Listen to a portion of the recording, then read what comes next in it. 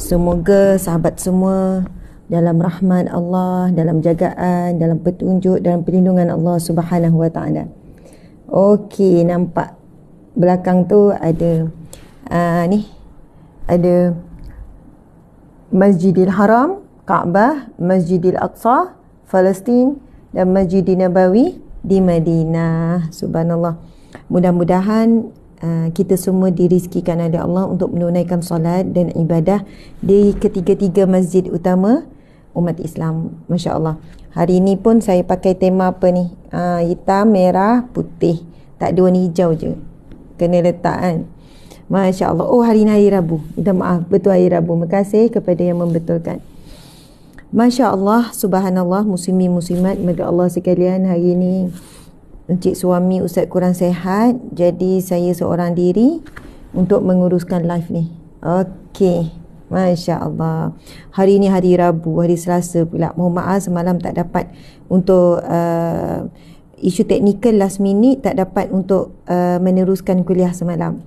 Itu yang rasa hari Selasa lagi. Hari ni hari Rabu dah. Selamat hari Rabu yang barakah. Masya Allah. Terima kasih semua yang hadir. Assalamualaikum warahmatullahi wabarakatuh. Salam sejahtera ke atas kalian semua, rahmat Allah dan keberkatan. Masya Allah.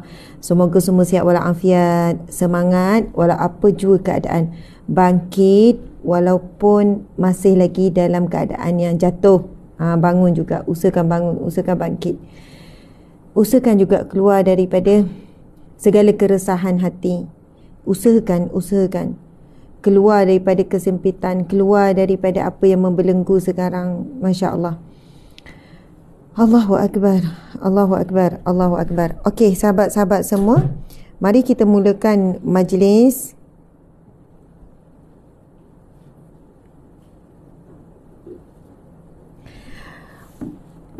Sekarang insya-Allah kita sama-sama memulakan majlis kita seperti biasa dengan bacaan umum kitab Al-Fatihah, kemudian 10 ayat awal dan akhir surah Al-Kahfi. Kemudian kita meneruskan zikir Asmaul Husna, kemudian selawat dan zikir rahmat. Masya Allah. Itulah bacaan zikir kita harian kita. Jadi sahabat-sahabat semua, Masya Allah, walau di mana anda berada dan kepada sahabat ekspedisi, kita dah jumpa dah. X tu adalah excellent. Excellent pejuang dakwah cyber. Jadi kita boleh tambah kepada semua ekspedisi, excellent pejuang dakwah cyber sekalian. Terima kasih banyak-banyak di atas peranan yang dilakukan masing-masing. Mana yang share link, mana yang teruskan komen, mana yang teruskan emoji, mana yang bagi gift. Di FB kita masih lagi disekat monetize dan juga star belum lagi dapat. Kepada semua ekspedisi excellent pejuang dakwah cyber, terima kasih sekalian. Mari kita mulakan tugas masing-masing. Gitu. Bagi yang tak faham apa ni Ustazah ekspedisi, nanti akan ada orang yang akan jelaskan. Akan ada orang yang akan menjawab soalan-soalan. Saya nak jadi ekspedisi macam mana? Dia daftar diri sendiri. Macam tu je. Tapi insya-Allah one day unit media di bawah media rasmi Ustaz Asma Harun, unit media akan fikirkan macam mana cara nak kumpulkan pejuang dakwah cyber ni, nak buat sesuatu aktiviti ataupun diberikan tugasan khusus apa. Sebab ada orang dia nak buat lebih lagi. Dia rasa dia boleh menyumbang lebih lagi. So inilah dia ekspedisi. Masya Allah, gitu. Subhanallah. X excellent, P pejuang, D dakwah, C cyber. Jadi ekspedisi. Sebab anda adalah pejuang dakwah cyber. Dan kita tengok pada hari ini hasil daripada perjuangan umat Islam melakukan dakwah di media sosial cyber ni, maka Islam semakin tersebar, maka kemenangan Islam semakin dekat dan pengetahuan orang tentang apa yang berlaku di bumi Gaza, bumi Palestin itu semakin jelas. Semalam saya tengok satu video, subhanallah, ramainya orang mula belajar Al-Quran, baca Al-Quran dan memeluk Islam di seluruh dunia. Berlakunya penghijrahan, kembalinya manusia kepada fitrah daripada agama-agama yang lain kepada Islam berlaku mendadak. Kesan daripada apa yang berlaku di Gaza pada hari ini. Mereka mula baca Al-Quran, mereka mula mengenali Islam, mereka mula menafikan bahawa benar selama ini Islam lah yang ditindas, Islam bukan teroris dan sebagainya. Sebab apa? Akhlak pejuang-pejuang Hamas, akhlak mujahidin di sana, akhlak Palestinian terhadap rakyat-rakyat Israel yang ditangkap, yang mereka tidak diseksa, mereka dibebaskan dengan baik, dan pelbagai lagi kemaafan yang luar biasa yang dilakukan, yang ditunjukkan oleh penduduk Palestin kepada dunia, akhirnya membuka mata mereka mengenali Islam. Jadi subhanallah, sebaran ini berlaku di mana? Di media sosial. Ini yang kita kata anda adalah ekspedisi excellent pejuang dakwah cyber. Begitu juga manfaat yang kita sebarkan melalui live pagi ni, kan? Apa yang kita buat melalui majlis ilmu, kita ada buat amal ma'ruf dan nahi munkar ni. Jadi subhanallah, muslimin muslimat dimati Allah sekalian. Maka sekarang kita akan mulakan majlis kita seperti biasa dengan suratul Fatihah. Okey. A'udzu billahi minasyaitonir rajim. Bismillahirrahmanirrahim. Alhamdulillahi rabbil alamin. Ar-Rahmanir-Rahim. Maliki yaumiddin. Iyyaka na'budu wa iyyaka nasta'in. Ihdinas siratal mustaqim. Siratal ladzina an'amta 'alaihim ghairil maghdubi 'alaihim waladdallin. Amin. Amin ya rabbal alamin. Seterusnya, ini di antara kekuatan kita umat Islam, iaitu 10 ayat terawal dan 10 ayat terakhir surah Al-Kahfi, yang mana Nabi Muhammad sallallahu alaihi wasallam mewasikan kita untuk menghafal bagi 10 ayat terawal dan beramal, menghayati dan memahami. Manakala 10 ayat terakhir surah Al-Kahfi adalah Nabi tuntut untuk kita membaca, memahami dan menghayati, kerana keduanya adalah satu benteng kepada fitnatul Dajjal. Allah akan melindungi kita daripada fitnatul Dajjal dan segala fitnah akhir zaman, tipu daya, tipu muslihat, godaan-godaan akhir zaman.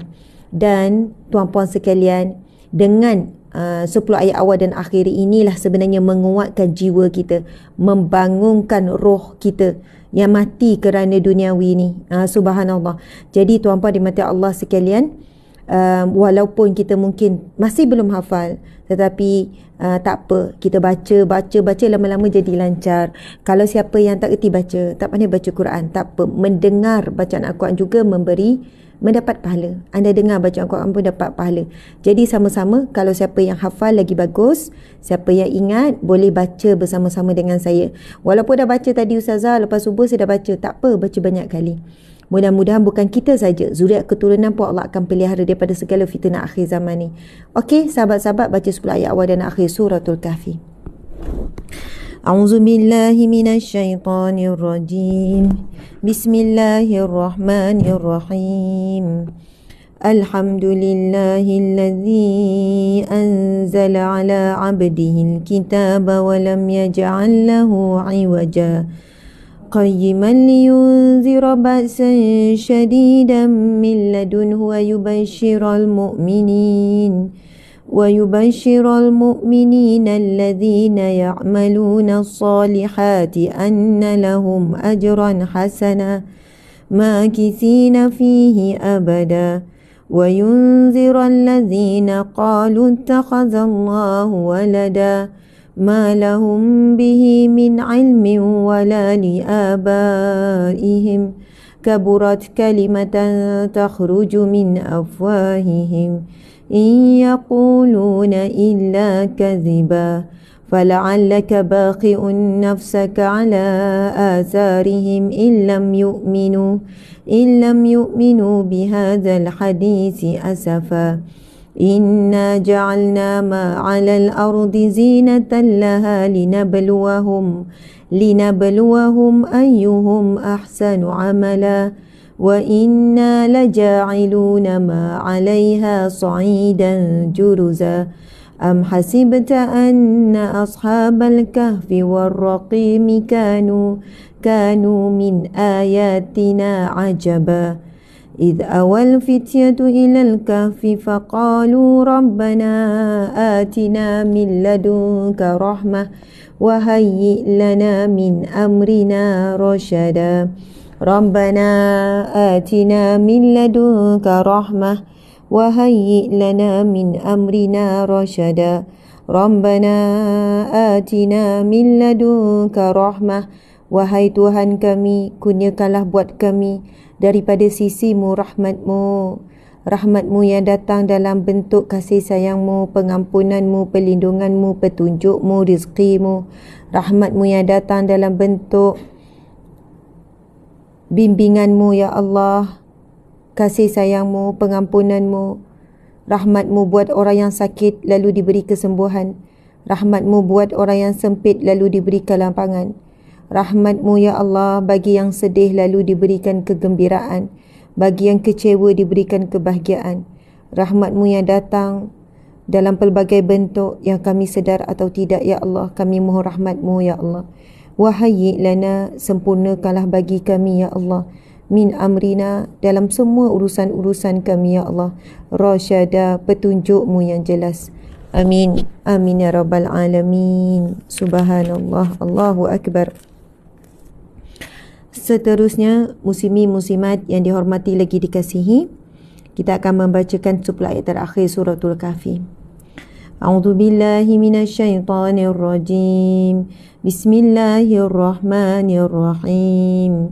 Wa aradna jahannama yawma idzin lil kafirina 'arda alladzina kanat a'yunuhum fi ghita'in 'an dzikri وكانوا لا يستطيعون سمعا أفحسب الذين كفروا أن يتخذوا عبادي من دوني أولياء إنا أعتدنا جهنم للكافرين نزلا قل هل ننبئكم بالأخسرين أعمالا الذين ضل سعيهم في الحياة الدنيا وهم يحسبون أنهم يحسنون صنعا أولئك الذين كفروا بآيات ربهم ولقائه فهبطت أعمالهم فلا نقيم لهم يوم القيامة وزنا ذلك جزاؤهم جهنم بما كفروا واتخذوا آياتي ورسلي هزوا إن الذين آمنوا وعملوا الصالحات كانت لهم جنات الفردوس نزلا خالدين فيها لا يبغون عنها حولا قل لو كان البحر مدادا لكلمات ربي لنفد البحر قبل أن تنفد كلمات ربي ولو جئنا بمثله مددا قل إنما أنا بشر مثلكم يوحى إلي أنما إلهكم إله واحد فمن كان يرجو لقاء ربه فليعمل عملا صالحا ولا يشرك بعبادة ربه أحدا صدق الله العظيم. اللهم ارحمنا بالقرآن واجعله لنا إماما ونورا وهدى ورحمة اللهم ذكرنا منه ما نسينا وعلمنا منه ما جهلنا وارزقنا تلاوته آناء الليل وأطراف النهار واجعله لنا حجة يا رب العالمين.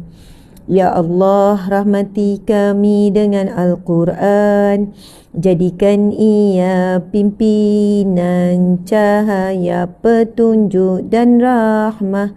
Ya Allah, ingatkan kami apa yang terlupa, ajarkanlah yang tak diketahui, rizkikan kami membacanya siang dan malam, siang dan malam.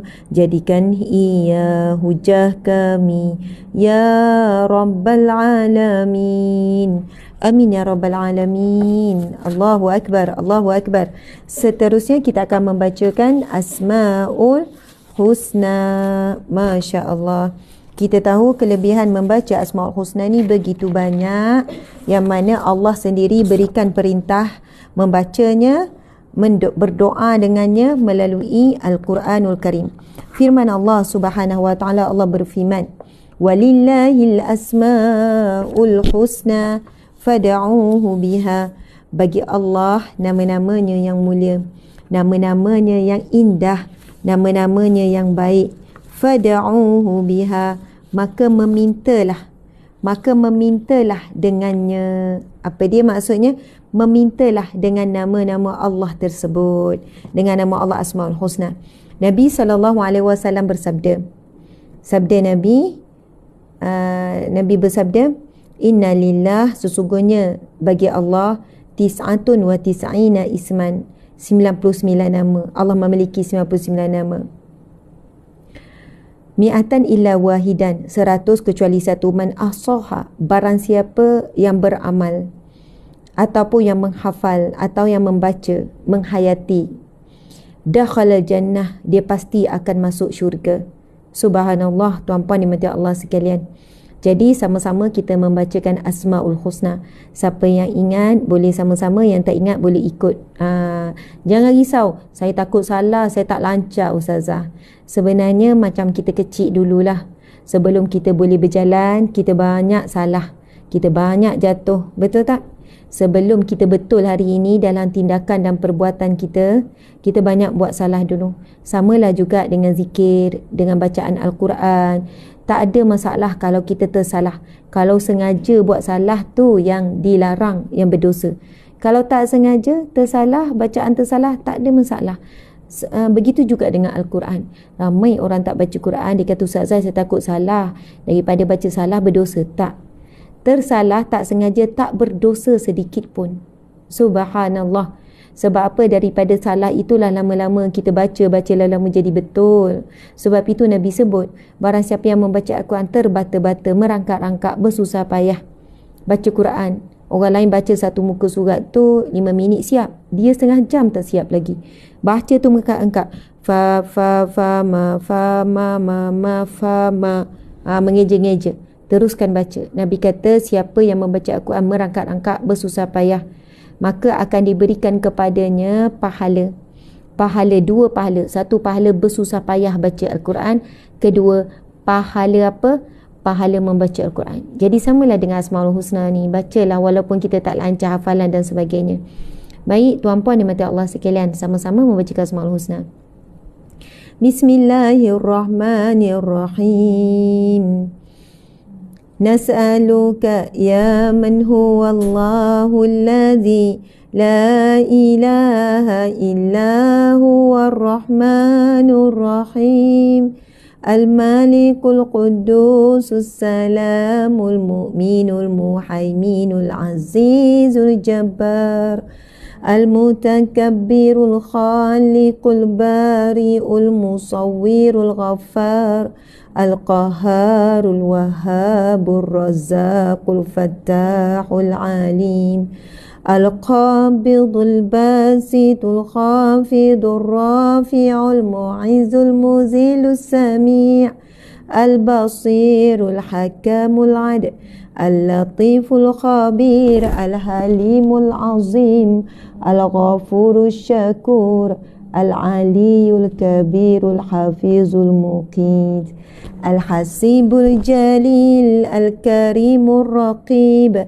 al-mujibul wasi'ul hakimul wadudul majidul ba'isus syahid, الحق الوكيل القوي المتين الولي الحميد المحصي المبدع المعيد المحيي المميت الحي القيوم الواجد الماجد الواحد الأحد الصمد القادر المقتدر المقدم المؤخر الأول الآخر الظاهر الباطن الوالي المتعالي البار التواب المنتقم العفو رؤوف المالك الملك ذو الجلال والإكرام المقسط الجامع الغني المغني المانع الضار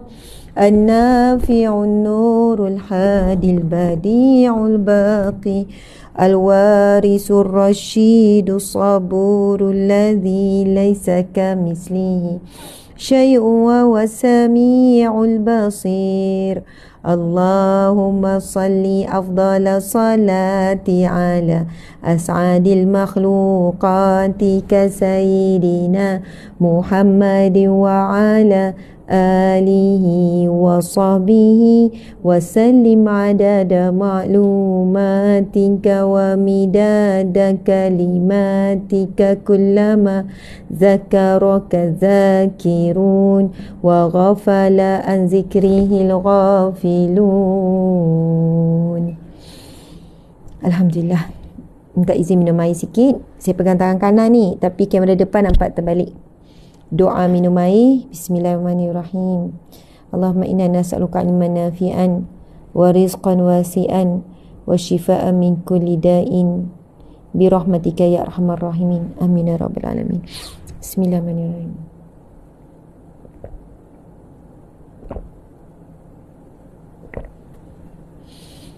Okey, sahabat-sahabat, doa minum air tu boleh cari dalam Google saja.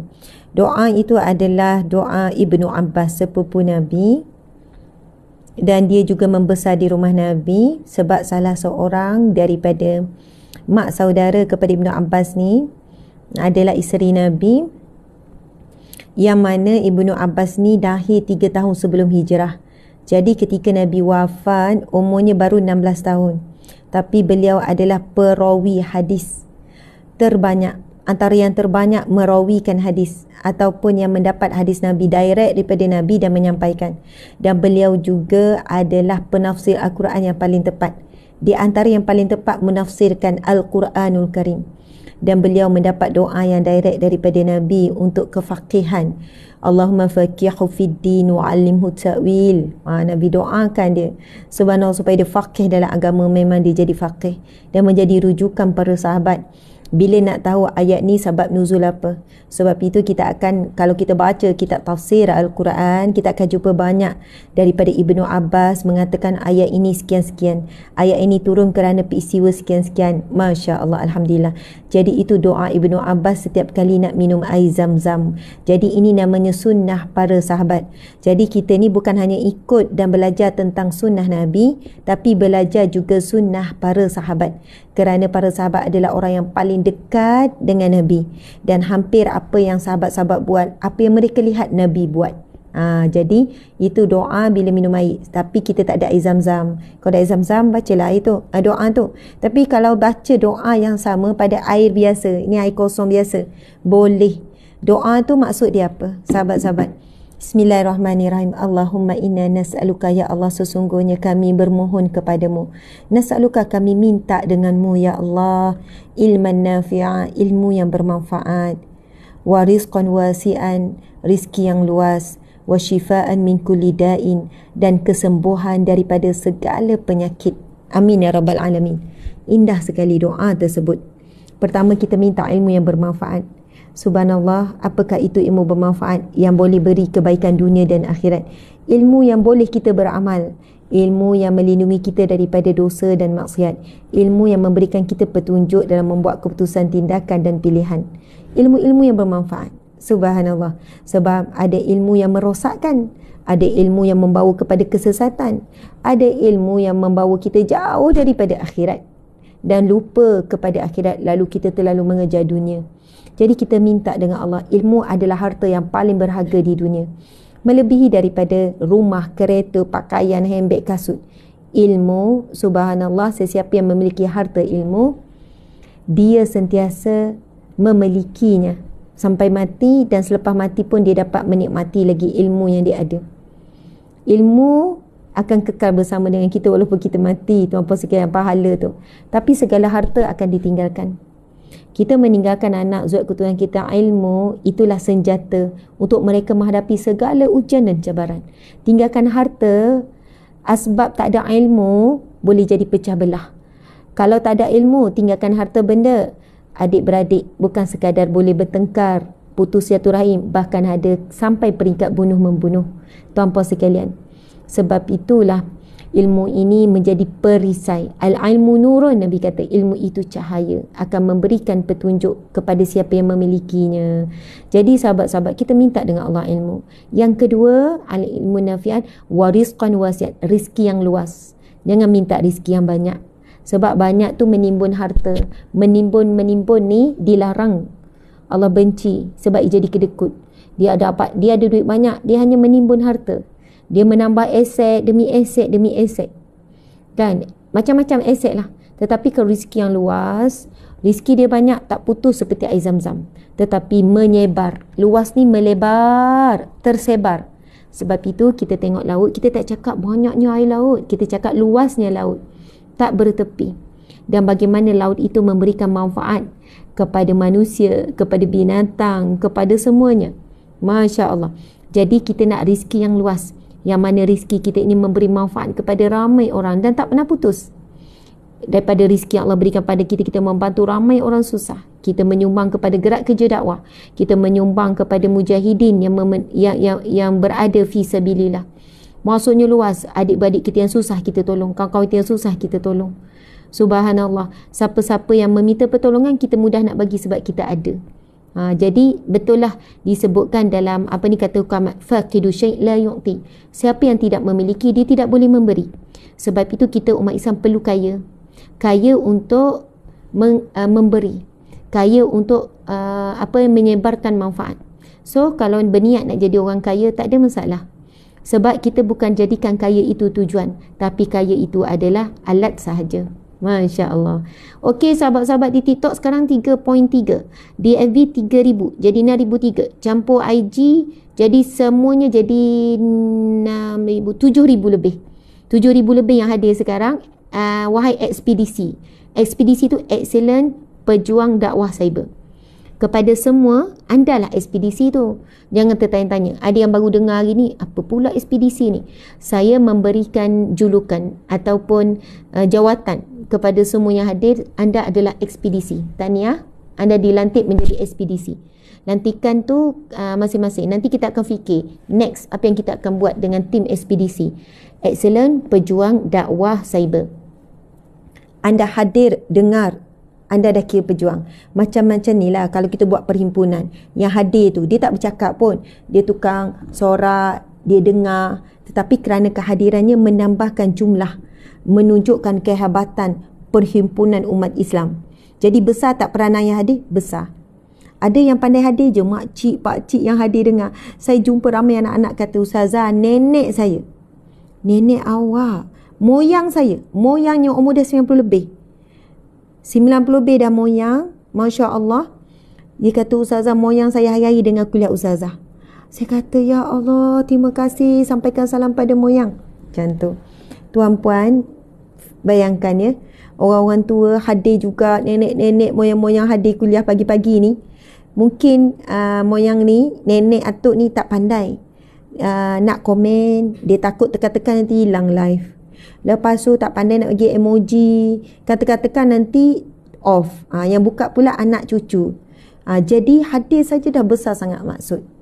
Masya Allah. Jadi antara peranan ekspedisi sekalian yang menguatkan kita punya reach dan engagement, sebab algoritma baca semua ni. Jadi live melalui media rasmi Ustaz Asma Arun ni kuat. Jadi diorang tak boleh nak ban sangat, tak boleh nak sekat. Cuba perhatikan, Alhamdulillah setakat hari ni, walaupun saya sebut secara jelas Palestin, Gaza, Yahudi, Israel, Zionis semua. Tetapi Alhamdulillah masih lagi live kita masih kuat. Sebab apa? Datangnya daripada ekspedisi Excellent Pejuang Dakwah Cyber, iaitu siapa? Anda. Bila anda bagi komen, anda bagi emoji, anda bagi gift, anda bagi star, anda bagi apa sahaja, anda bagi reaksi sepanjang live ini, ia membantu. Tadi saya tengok ada orang yang minta doa. Katanya ada ahli keluarganya sedang sakit tenat, sedang ditidurkan. Ada juga di IG minta doa. Adik dan kakak dia sakit. Maksudnya ada ramai juga. Terseduh sedang pula. Terima kasih Rara. Rindu kalau Ustazah tak live. Dapat dengar suara Ustazah dah rasa semangat. Terima kasih. Kata-kata anda memberi semangat kepada saya. Aduh, terseduh. Bismillahirrahmanirrahim.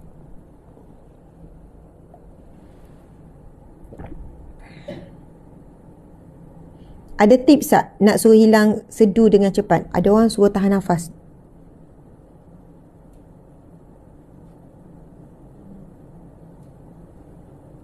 Alah, tahan nafas tak semestinya kena tutup hidung, tahan je. Minum air. Betul lah, minum air.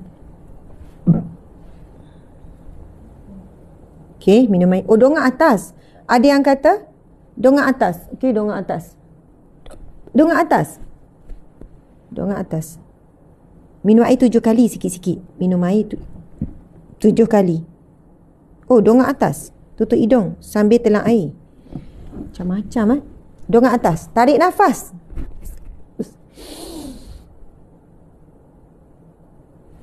Lepas tu tahan. Oh, minum air. Lepas tu tahan nafas. Macam mana minum air tahan nafas? Kita try.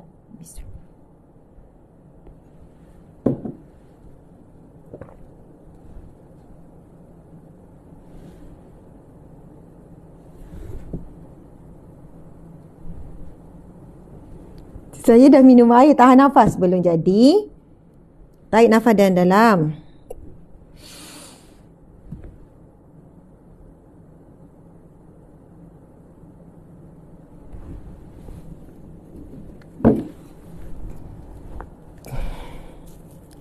Ada, ingat tak masa kecil-kecil? Budak kecil, sebenarnya apa kaitan? Budak kecil kan, tak apalah ni, tisu bersih. Dia kata kena letak ni, tisu kat dahi. Macam tu kan? Ingat tak? Baby-baby. Terseduh sedang, letak tisu kat dahi. Comel je. Tak apalah. Okey. Macam dah hilang. Letak kertas basah kat dahi. Saya dah letak. Comel je. Okey. Bukan santai. Tak santai. Tapi tiba-tiba saya terseduh. Jadi saya tanya. Kan nak bercakap, terseduh sedang tak boleh. Tak santai. Kita nak baca. Ini bukan ni, kurang-kurangnya ada orang tahu macam mana kalau terseduh. Kebetulan pula masa terseduh tak ada air. Macam mana nak buat? Tapi tadi saya rasa tarik nafas dalam tu berkesan. Tarik nafas dalam, lepas tu tahan.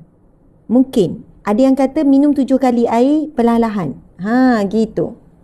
Basah tisu tak kat dahi, dah buat. Dah buat semua, dah hilang. Alhamdulillah.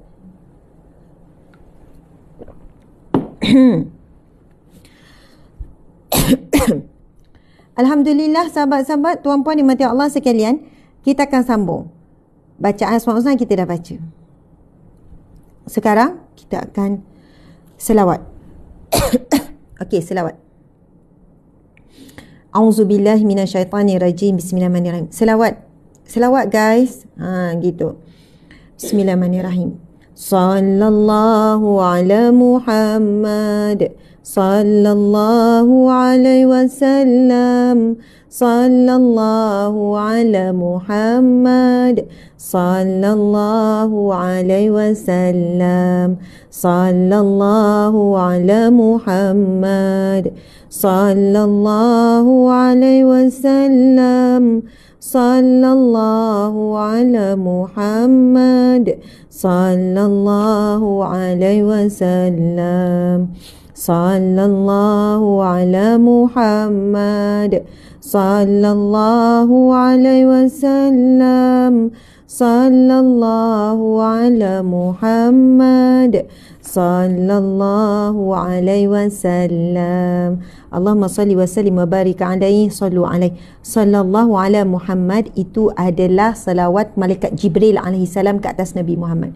Jadi kalau kita selawat sallallahu ala Muhammad, sallallahu ala Muhammad, selawat ataupun rahmat Allah ke atas Nabi Muhammad, itu dah selawat yang sempurna, tidak ada kekurangan baginya. Subhanallah, itu lafaz selawat malaikat Jibril alaihissalam ke atas Nabi Muhammad sallallahu alaihi wasallam. Jadi sebab itu bila kita buat nasyid sallallahu ala Muhammad, adakah kita yang rasa macam tak sedap je sebut macam tu, sebab tak ada kalimah Sayyidina. Sayyidina adalah tambahan sahaja, tuan-puan sekalian. Di situlah ada perbincangan para alim ulama sama ada afdal membaca Sayyidina ataupun tidak. Maka ada pendapat kata afdal bila berselawat Allahumma salli ala Sayyidina Muhammad. Ada pendapat mengatakan tidak, maka kedua pendapat adalah benar. Jadi jangan bergaduh, pilihlah mana satu yang anda nak pilih. Anda rasa selesa tambah Sayyidina, silakan. Anda rasa lebih kuat dan lebih tenang baca tanpa Sayyidina kerana itu adalah ucapan yang diajarkan oleh Nabi, silakan. So kita menghormati perbezaan pendapat yang masing-masing ada hujah macam tu. Okey, sahabat-sahabat dimati Allah sekalian. Sekarang yang last kali kita nak zikir rahmat 10 kali. Bismillahirrahmanirrahim. La ilaha illallah wahdahu la syarikalah, lahul mulku wa lahul hamdu wa huwa ala kulli syai'in qadir. La ilaha illallah wahdahu la syarikalah, lahul mulku wa lahul hamdu wa huwa ala kulli syai'in qadir. La ilaha illallah wahdahu la syarikalah, lahul mulku wa lahul hamdu wa huwa ala kulli syai'in qadir. La ilaha illallah wahdahu la syarikalah, lahul mulku wa lahul hamdu wa huwa ala kulli syai'in qadir. La ilaha illallah wahdahu la syarikalah, lahul mulku wa lahul hamdu wa huwa ala kulli syai'in qadir. La ilaha illallah wahdahu la syarikalah, lahul mulku wa lahul hamdu wa huwa ala kulli syai'in qadir. La ilaha illallah wahdahu la syarikalah, lahul mulku wa lahul hamdu wa huwa ala kulli syai'in qadir. La ilaha illallah wahdahu la syarikalah, lahul mulku wa lahul hamdu wa huwa ala kulli syai'in qadir. La ilaha illallah wahdahu la syarikalah, lahul mulku wa lahul hamdu wa huwa ala kulli syai'in qadir. La ilaha illallah wahdahu la syarikalah, lahul mulku wa lahul hamdu wa huwa ala kulli syai'in qadir. Alhamdulillah, Masya Allah, Alhamdulillah, Alhamdulillah, Alhamdulillah. Terima kasih semua yang selalu menjawab soalan-soalan orang. Dan ramai yang juga cakap Ustazah berseri-seri pakai tudung putih. Masya Allah, betul lah, saya rasa macam comel lah pula kan bila pakai tudung putih. Tadi ada komen Cicih Comel. Dia punya nama samaran dia Cicih Comel. Dia tulis, Alhamdulillah Ustazah, saya dah mula beramal dengan zikir rahmat ni 100 kali setiap pagi. Sahabat-sahabat, siapa yang beramal 100 kali setiap pagi, luar biasa sekali hidupnya. Luar biasa. Hai, tapi nak beramal tu payah. Cubalah buat 3 hari. Buat sehari je. Hari ni buat 1 kali. Dah berbeza dah. Bayangkan kalau istiqamah. Sebab itu Nabi sebut, amalan yang paling dicintai oleh Allah adalah amalan yang sedikit tapi istiqamah. Adakah baca 100 kali la ilaha illallah wahdahu la syarikalah, lahul mulku wa lahul hamdu wa huwa ala kulli syai'in qadir sebanyak 1 kali itu banyak? Tidak. Itu sedikit. Tak banyak baca 100 kali.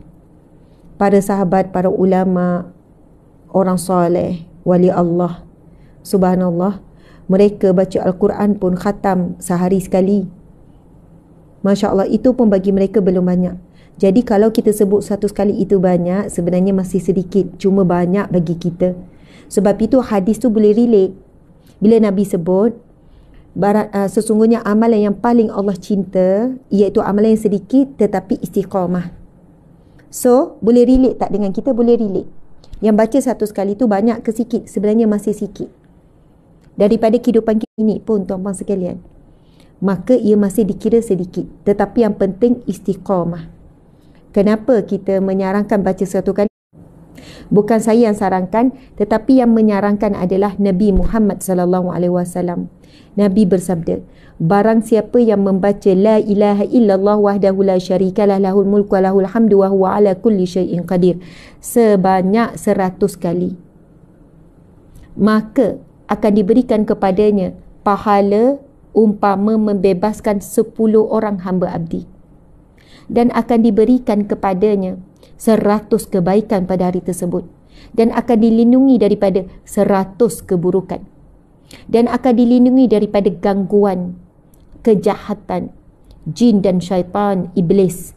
Dan Nabi sebut tidak ada amalan yang lebih baik daripada seseorang itu membaca zikir ini sebanyaknya. Maksudnya baca sekurangnya 100 kali, dan bacalah selebihnya. Kita bukan, Ustazah saya tak kira, saya baca je.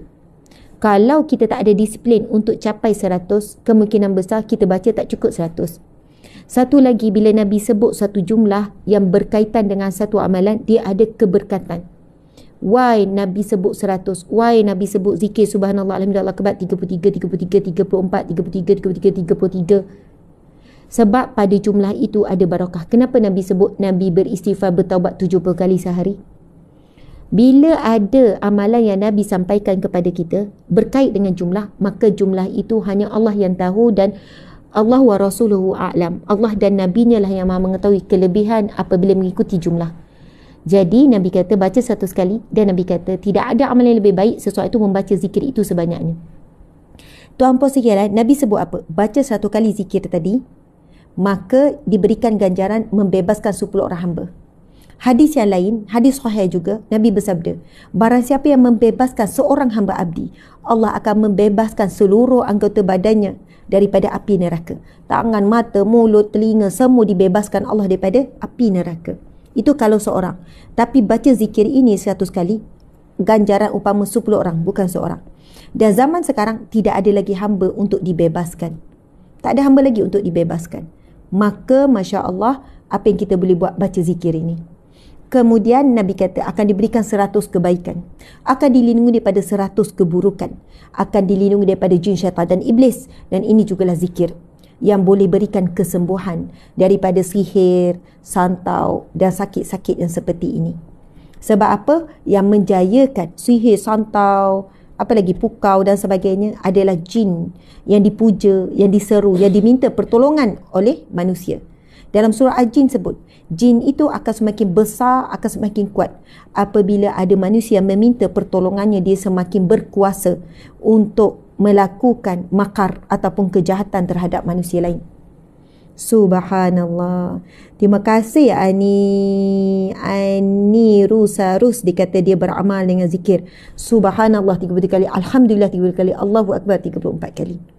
Itukah wasiat Nabi kepada anak dia tercinta, iaitu Sayyidatina Fatimah radhiyallahu anha. Masya Allah, Alhamdulillah. Okey, sahabat-sahabat, sekarang dah 10,000 dah. 4,500, 3,500, jadi berapa ni? 3,600. Dekat IB ada berapa sekarang? 3.5. 3.5 campur 4.5 berapa? 4, 5, 6, 7, 8K. 8K dek. Betul? 8,000, oh nak masuk 9,000. Kita kena capai 10,000 dan kita kena capai 2 juta like ekspedisi. Excellent Pejuang Dakwah Cyber. Alhamdulillah, dah selesai kita baca zikir-zikir harian kita. Sekarang kita nak masuk kepada bab baru, kitab Riyadhus Shalihin. Kepada sesiapa yang ada kitab yang sama, anda boleh buka muka surat 162. Muka surat 162. Masya Allah. Kalau siapa yang tak ada kitab yang sama tapi kitab Riyadhus Shalihin, it's okay. Anda cari saja bab yang ke-18. Bab yang 18. Dan kita akan masuk bab yang baru pada hari ini.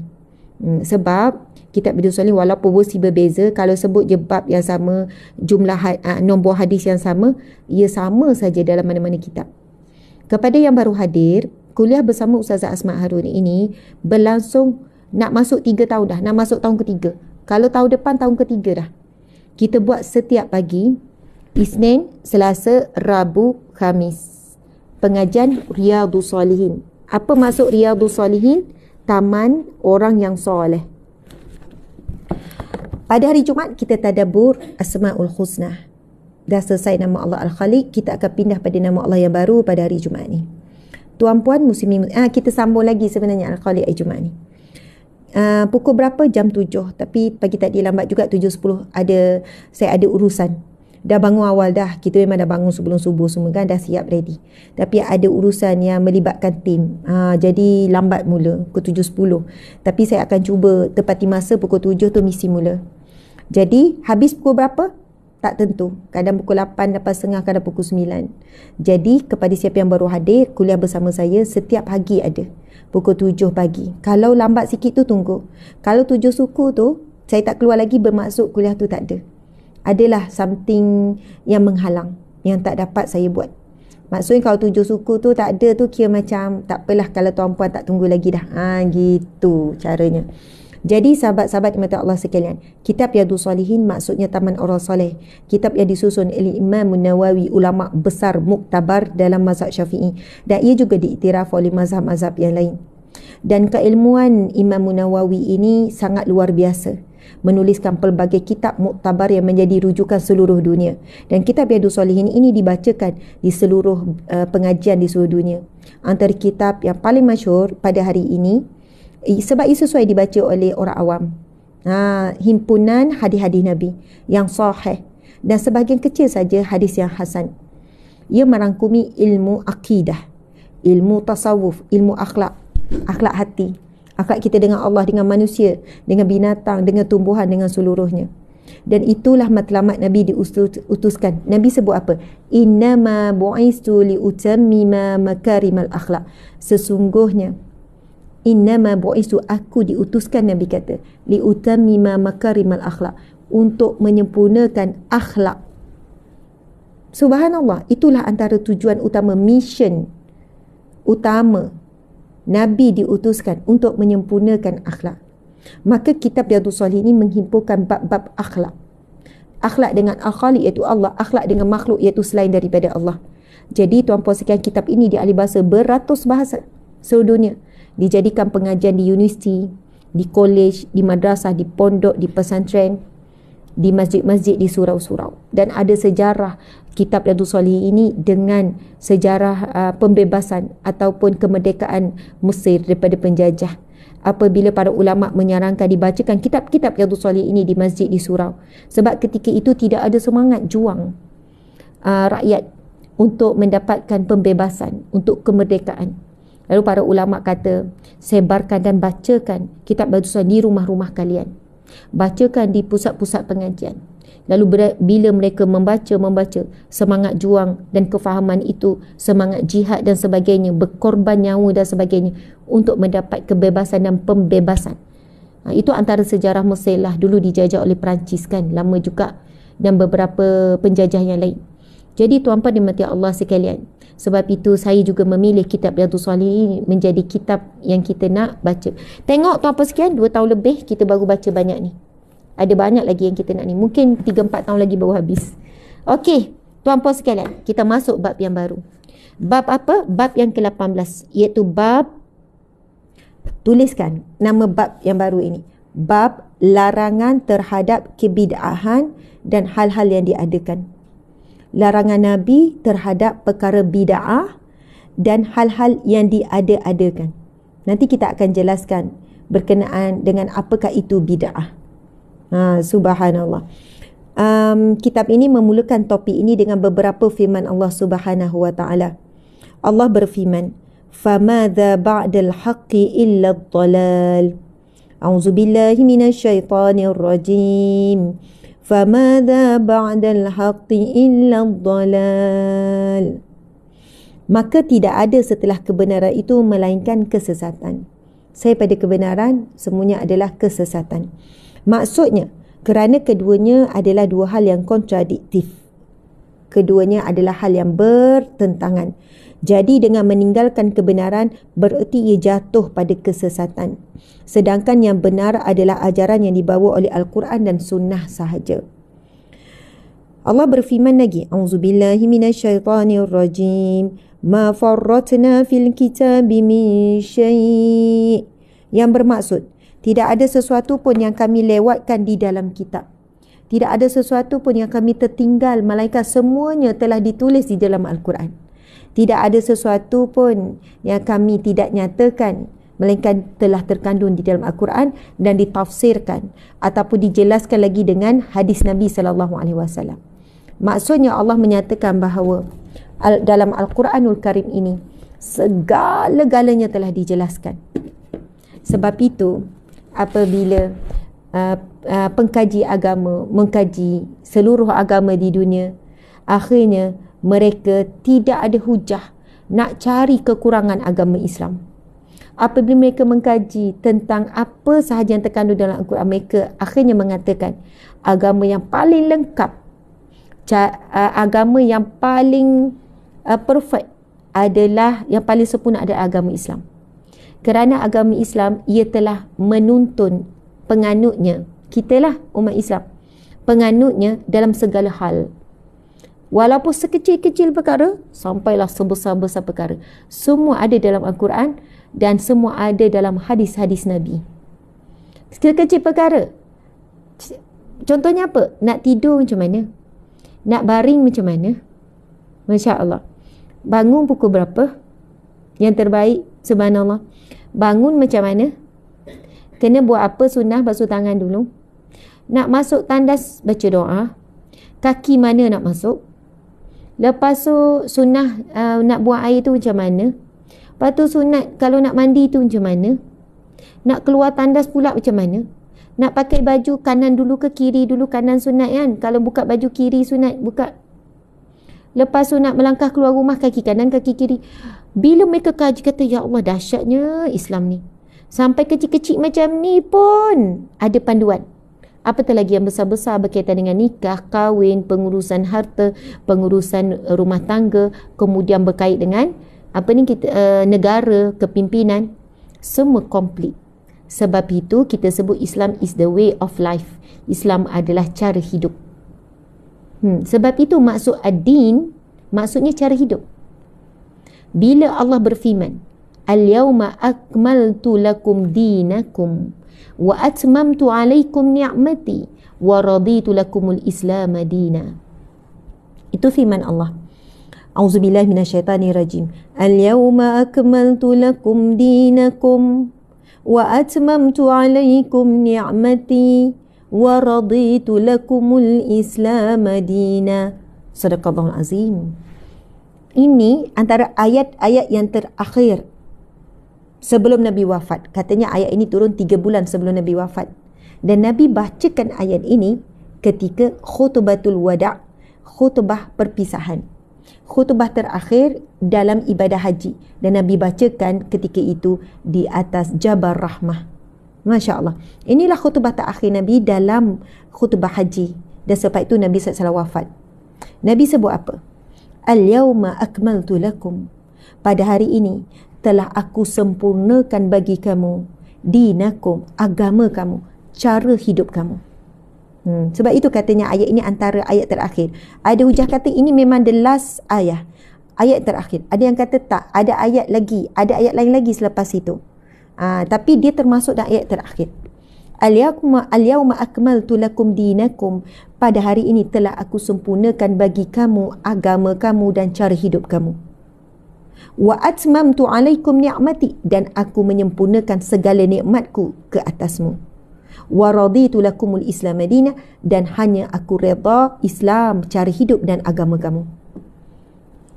Allah declare, itu firman Allah. Maksudnya Nabi bacakan firman Allah itu masa khutbah terakhir. Nabi baca apa? Pada hari ini telah sempurnalah bagi kamu agama dan cara hidup kamu. Maksudnya Al-Quran telah komplit diturunkan ketika itu.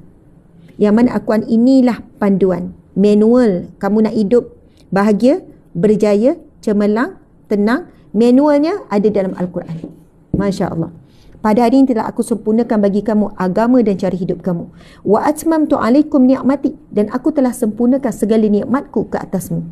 Itu janji Allah. Siapa yang ikut cara ataupun peraturan ataupun manual yang Allah tetapkan, nak makan macam ni, nak tidur macam ni, nak berhibur macam ni, pakaian macam ni, cari rezeki macam ni, Siapa yang ikut manual yang Allah telah tetapkan daripada Al-Quran dan juga hadis-hadis Nabi, Allah kata aku akan sempurnakan nikmatku ke atasnya. Itu janji Allah. Allah berjanji untuk menyempurnakan nikmatnya kepada mereka yang mengikuti, kepada mereka mengikuti manual kehidupan yang telah Allah lengkapkan dalam Al-Quran dan juga dalam hadis Nabi SAW. Masya Allah. Dan Allah sebut apa? Wa raditu lakumul Islam Madinah. Dan aku hanya redha Islam itu sahaja.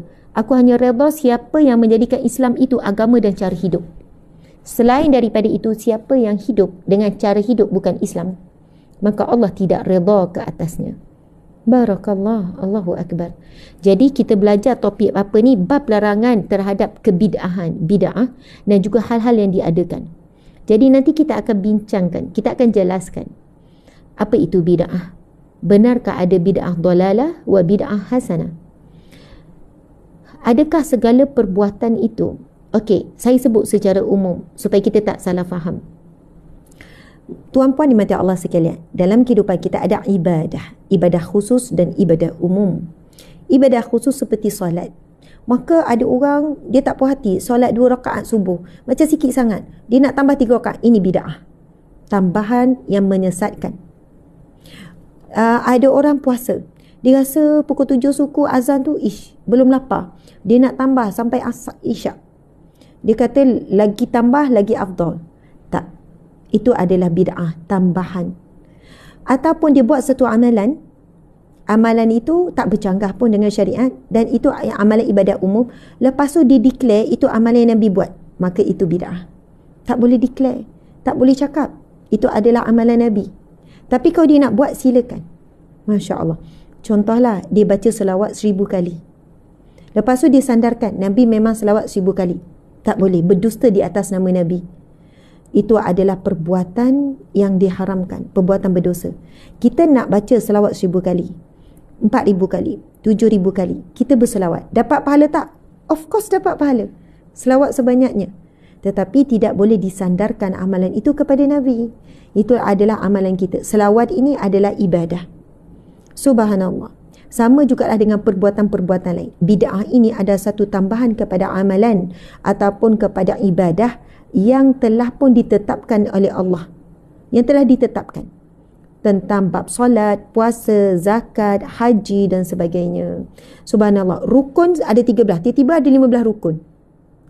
Dalam mazhab mana-mana pun tak ada. Contohnya lah, rukun haji, tiba-tiba ditambah rukun. Tak boleh.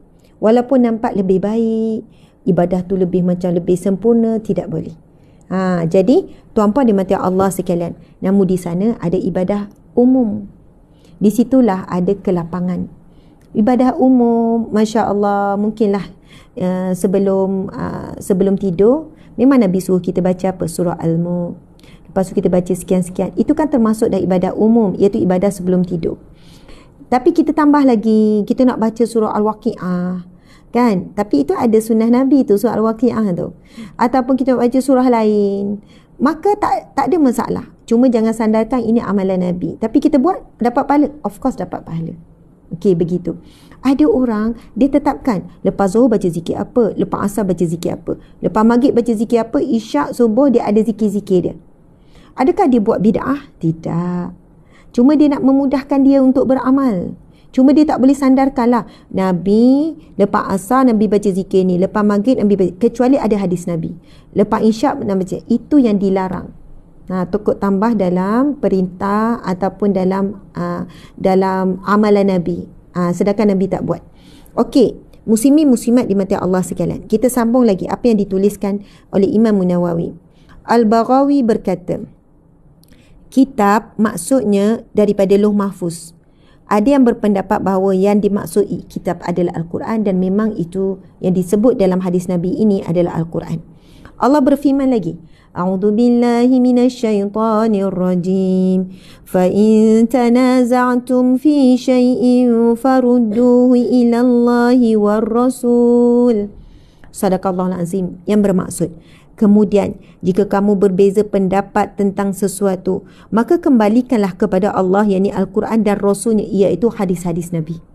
Jika kamu bertengkar, kamu bertelagah, kamu berselisih pendapat tentang sesuatu, Allah kata, maka faruduhu, maka merujuklah kamu. Maka kembalilah merujuk kepada Al-Quran dan juga hadis Nabi. Itulah sikap dan sifat umat Islam. Tuan-puan yang dihormati, sekarang bergaduh pasal boikot. Ada yang bertahan boikot. Ada yang nak boikot tu, boikot ni semangat boikot. Ada orang pula yang berhujah tentang ketidakberkesanan boikot. Boikot ni tak berkesan, boikot ni tak beri impak, boikot ni lebih banyak memberi mudarat kepada umat Islam, mudarat kepada pekerja Islam, begini-begini. Lalu bertembunglah dua ni. Yang sangat-sangat semangat boikot pula, orang yang tak boikot terus cakap ini penyumbang kepada Israel. Orang yang tak boikot ni membeli bla bla bla umpama peluru kepada anak-anak Palestin. Tuan-puan sekalian, ini adalah kita sebut kata-kata yang ghulu, kata-kata yang berlebihan, yang agak melampau, tuduhan-tuduhan seperti itu. Sebab itu kita melihat sebenarnya Islam ini sangat indah. Bila Nabi SAW bersabda, khairul umur awsatuha, yang terbaik setiap urusan adalah sederhana. Sederhana. Janganlah pula sederhana, saya sederhana je boikot ni, saya seimbangkan. Hari ni boikot, esok tak boikot. Hari ni boikot, esok tak boikot. Contoh, itu bukan maksud sederhana. Saya ni sederhana je bab tutup aurat. Saya tak tutup sempurna, saya juga tak tutup tak sempurna. Saya tengah-tengah. Saya duduk tengah-tengah, saya ambil sederhana. Tak adalah tutup sangat macam ustazah tu, contoh. Bukan saya kata saya sempurna ya. Dan saya bukanlah terbuka sangat macam artis tu. Saya tengah-tengah, saya sederhana. Itu kesilapan salah faham sederhana. Tuan-puan sekalian, dalam mentaati perintah Allah, kita kena perfect, kena ikut sempurna. Tetapi dalam kita beramal dengannya, bersederhana. Bersederhanalah. Masya Allah, contoh solat. Nabi pun tegur orang yang solat berlebihan. Dia cukup 13 rukun tu cukup. Dia kena buat sempurna. Tapi bersederhanalah dalam ibadah. Dan Nabi tegur ada sahabat ni, Masya Allah, hadis Nabi yang kita dah baca sebelum ini, hadis yang sahih. Sahabat ni, 3 orang sahabat ni, dia pergi jumpa isteri-isteri Nabi. Dia tanya apa yang Nabi buat di rumah. Macam mana ibadah Nabi malam-malam. Macam mana ibadah Nabi kat rumah. Lalu isteri dia pun ceritalah Nabi macam ni kat rumah. Nabi macam ni. Lepas dia dengar keterangan isteri Nabi, bagaimana Nabi di rumah, bagaimana ibadah Nabi di rumah waktu malam dan sebagainya, diorang pun borak sama diorang. Ini 3 orang sahabat Nabi ni. Diorang pun bercakap-cakap sama mereka. Macam biasa je kan Nabi kat rumah, ibadah Nabi macam biasa. Tapi diorang letak tapi Nabi dijamin syurga dan Nabi maksum, tak ada dosa. Jadi kita kena buat lebih daripada Nabi. Sahabat Nabi yang pertama kata apa? Aku akan berpuasa setiap hari. Setiap hari dia nak puasa sepanjang hari. Maksudnya setiap hari, tak ada selang-selang ke nak puasa sepanjang tahun. Seorang lagi pula cakap, aku akan bertahajud, tak tidur-tidur. Maksudnya malam ibadah je, tidur siang je. Nak tahajud sepanjang malam. Kemudian orang ketiga pula cakap, saya pula takkan kahwin sampai bila-bila. Sebab dia menganggap bila nikah ada tanggungjawab cari rezeki dengan isteri, dengan anak-anak, jadi takkan kahwin. Kemudian Nabi mendengar perbualan mereka sampai kepada Nabi. Nabi panggil 3 orang tu. Nabi panggil ketiga-tiganya. Nabi pun tanya, betulkah kamu yang mengatakan sekian-sekian-sekian? Mereka kata, benar ya Rasulullah. Kemudian Nabi sebut apa? Sesungguhnya aku bangun malam dan aku juga tidur. Aku berpuasa dan aku juga berbuka. Maksud ada hari Nabi tak puasa. Dan aku menikah. Dan Nabi beri peringatan apa? Barang siapa yang tak menyukai sunnahku, ia bukan daripada kalanganku. Masya Allah. Subhanallah. Jadi, memang kita kena buat sempurna ibadah. Tetapi dalam melaksanakan ibadah yang sempurna itu, maka bersederhana. Dalam bab boikot, maksud saya, kita boleh beramal dengan boikot. Boikot itu, boikot ni. Tetapi bila ada orang yang tak nak boikot, sederhana. Bukan kita kecam, bukan kita marah, bukan kita sekian-sekian. Cuma berilah kesedaran. Kita boleh bergaduh, tapi jangan sampai, jangan bergaduh. Kita boleh tak sefahaman, tetapi jangan sampai maki hamun. Jangan sampai menimbul kebencian, perpecahan. Sampai suami isteri pun boleh gaduh besar bab boikot. Adik-beradik boleh gaduh besar bab boikot. Ni kakak ni punya semangat boikot ni. Pergi rumah adik, tengok-tengok ada order makanan yang sedang dia boikot. Oh, dia punya marah tu. Sekarang musuh sebenar kita adalah Yahudi, Nasrani. Tapi kenapa sesama Islam jadi bermusuh pula?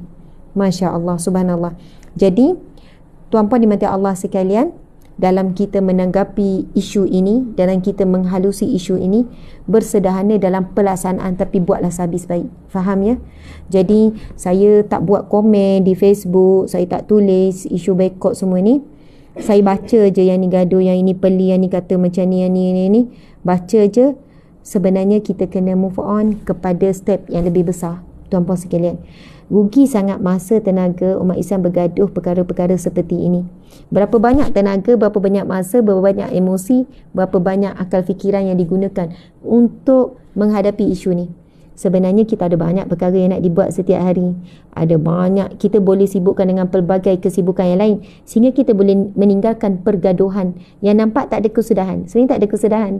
Sebab apa? Sebenarnya setiap orang ada pendapat masing-masing, sangat susah nak mengubah pendapat. Tapi beri kesedaran, beri kefahaman tanpa kemarahan. Gitu. Subhanallah. Muslimin, muslimat yang dihormati sekalian, kita sambung lagi. Sebab apa, tuan-puan sekalian? Ini kita baca ayat ni. Ayat daripada firman Allah ni. Allah berfirman apa? Auzubillahi minasyaitanirrajim. Fa in tanaza'tum fi syai'in farudduhu ila Allahi war Rasul. Jika kamu berbeza pendapat tentang sesuatu, maka kembalikanlah kepada Allah, yakni Al-Quran dan Rasulnya, sunnahnya. Itulah adab bila kita bergaduh. Kembalilah kepada Al-Quran dan juga sunnah Nabi. Maksudnya kepada Al-Quran dan Sunnah. Di permulaan ayat ini, Allah Subhanahu Wa Taala menuturkan perintah taat kepada Allah, taat kepada Rasul dan ulil amri, pemegang urusan. Kemudian Allah berfirman, kemudian jika kamu berbeza pendapat tentang sesuatu, maka kembalikanlah kepada Allah, Al-Quran dan Rasul, Sunnah. Surah An-Nisa ayat 59. Apabila para ulama bersisih tentang suatu hukum, maka yang didahulukan ialah yang lebih mendekati dalil Al-Quran dan juga hadis. Masya Allah. Allah berfirman, A'udzubillahi minasyaitanirrajim. Baca seterusnya dalam kitab ni, firman Allah seterusnya. A'udzubillahi minasyaitanirrajim. Wa anna hadha sirati mustaqima fattabi'uhu wa la tattabi'us subula fatafarraqa bikum an sabilih. Sadaqallahul azim. Yang bermaksud, dan sungguh inilah jalanku yang lurus, maka ikutilah. Jangan kamu ikuti jalan-jalan yang lain yang akan mencerai-beraikan kamu dari jalannya. Masya Allah. Dan sungguh inilah jalanku yang lurus, maka ikutilah. Jangan kamu ikuti jalan-jalan yang lain yang akan mencerai-beraikan kamu dari jalannya. Masya Allah. Jalan yang lurus ialah Islam. Sedangkan jalan-jalan yang berbeza adalah jalan-jalan selain daripada Islam. Masya Allah. Okey, kita tengok lagi firman Allah Subhanahu Wa Taala surah Al-Imran ayat 31. A'udzu billahi minasyaitonir rajim. Bismillahirrahmanirrahim. Muka surat 163. Qul in kuntum tuhibbunallaha fattabi'uni yuhibbukumullah wa yaghfir lakum dzunubakum. Masya Allah. Allah berfirman, katakanlah, katakanlah wahai Muhammad, in kuntum tuhibbunallah, sekiranya kamu mencintai Allah, fattabi'uni, maka ikutilah aku, yuhibbukumullah, nescaya kamu akan mendapat cintanya Allah, wa yaghfir lakum dzunubakum, dan kamu akan diampunkan dosa-dosamu oleh Allah. Tuan-puan sekalian, firman Allah ini Allah suruh Nabi Muhammad kata. Allah suruh Nabi Muhammad kata kepada siapa? Pada kita lah, umatnya. Qul, katakanlah wahai Muhammad. Katakanlah, sampaikanlah wahai Muhammad. Kepada siapa? Kepada umatmu. In kuntum tuhibbunallah, sekiranya kamu mencintai Allah. Fattabi'uni, maka ikutilah aku. Ikuti siapa? Ikutilah Nabi Muhammad. Yuhibbukumullah, nescaya kamu akan dicintai oleh Allah. Wa yaghfir lakum dzunubakum, dan Allah akan ampuni dosa-dosa kamu. Jadi tuan-puan sekalian, kita nak tak dicintai oleh Allah? Of course lah kita nak. Kalau dicintai oleh suami pun dah seronok. Dicintai oleh anak dah seronok. Kawan-kawan mencintai, menyayangi kita seronok. Tetapi cinta manusia itu sangat lemah. Cinta manusia itu tidak boleh memberikan kepada kita manfaat ataupun mudarat. Bolehlah beri gembira, bolehlah beri bahagia. Dan itu pun bersilih ganti. Kejap seronok, kejap tak seronok, kejap gaduh, kejap baik, kejap sayang, kejap benci.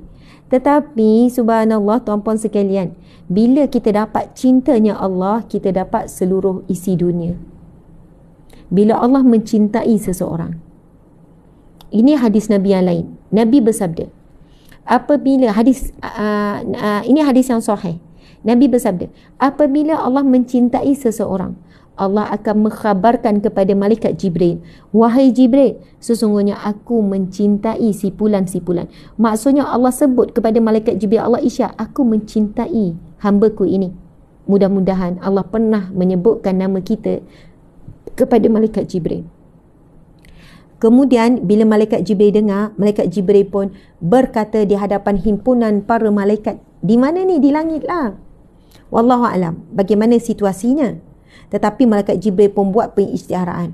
Wahai seluruh para malaikat, sesungguhnya si fulan ini, hamba Allah ini, dicintai oleh Allah, maka cintailah dia. Contoh sekali, Allah declare, wahai Jibril, sesungguhnya aku mencintai hamba-Ku ini. Allah sebut siapa? Maka Jibril, cintailah dia wahai Jibril. Lalu malaikat Jibril jumpa suruh para malaikat, wahai para malaikat sekalian, sesungguhnya Allah mencintai si fulan, maka cintailah dia. Itu yang saya sebutkan. Siapa yang mendapat cintanya Allah, maka dia dapat seluruh dunia dan isinya. Sebab dia akan dijaga dan dipelihara dan juga dicintai, disayangi oleh para malaikat. Hebat sangat. Macam mana nak dapat cintanya Allah? Dah terjawab dalam firman Allah ini. Kul, katakanlah wahai Muhammad, in kuntum tuhibbunallah, sekiranya kamu mencintai Allah. Nabi Muhammad diperintahkan Allah supaya bagi tahu kepada kita. Bayangkan Nabi Muhammad kata pada kita, sekiranya kamu mencintai Allah, fattabi'uni, ikutilah aku. Nabi kata ikuti. Apa yang Nabi suruh, apa yang Nabi larang, ikut. Apa yang Nabi sarankan, ikut. Yuhibbukumullah, kamu akan mendapat cinta Allah. Kamu akan dicintai oleh Allah. Wa yaghfir lakum dzunubakum, dan kamu akan diampunkan Allah. That's why kita belajar. That's why kita hadir majlis ilmu. Kita nak cek selalu, ada tak lagi apa yang Nabi suruh, kita belum buat. Ada tak lagi sunnah Nabi yang kita belum buat? Oh, yang aku buat ni Nabi larang, aku akan tinggalkan. Jadi inilah golongan yang dicintai oleh Allah. Dan Allah akan declare kepada para malaikat dan penduduk langit bahawa kita dicintai oleh Allah. Allahu Akbar. Inilah sebenarnya tujuan hidup kita, untuk mendapat cintanya Allah. Tuan-puan sekalian, Nabi sebut fattabi'uni, maka ikutilah aku. Bila Nabi sebut ikutilah aku, apa maksudnya? Ikuti Nabi dalam bab ibadah. Ikuti Nabi dalam bab sistem pemerintahan negara. Ikuti dalam semua aspek. Ikut Nabi dalam bab tidur, dalam bab berhibur, dalam bab berumah tangga, bab makan minum, bab berpakaian. Ikutilah Nabi dan sunnah-sunnahnya. Masya Allah. Tahniah TikTok dah 1 million ekspedisi. Excellent pejuang dakwah cyber. Barakallahu fikum. Okey, tuan-puan dimati Allah sekalian. Hasan Al-Basri berkata, suatu kaum menganggap cinta kepada Allah, maka Allah menguji mereka dengan ayat ini. Ayat-ayat mengenai bab ini banyak sekali dan sangat masyhur. Ada pun hadis-hadis yang sangat banyak dan masyhur. Oleh kerana itu, kami mencukupkan beberapa di antaranya. Subhanallah. Tuan-puan dimati Allah sekalian. InsyaAllah, sekarang pukul 8, hampir 8.30.